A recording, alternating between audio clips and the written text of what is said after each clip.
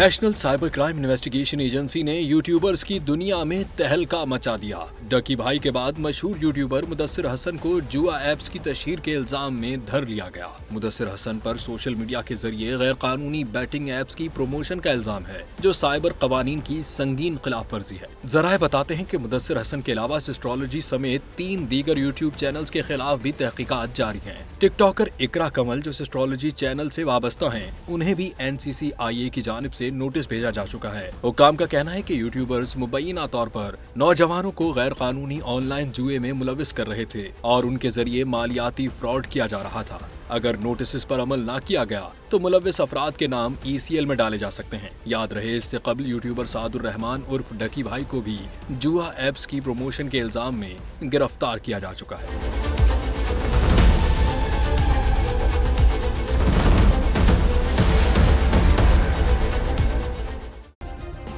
Subscribe करें और bell दबाएं ताकि कोई खबर रह न जाए।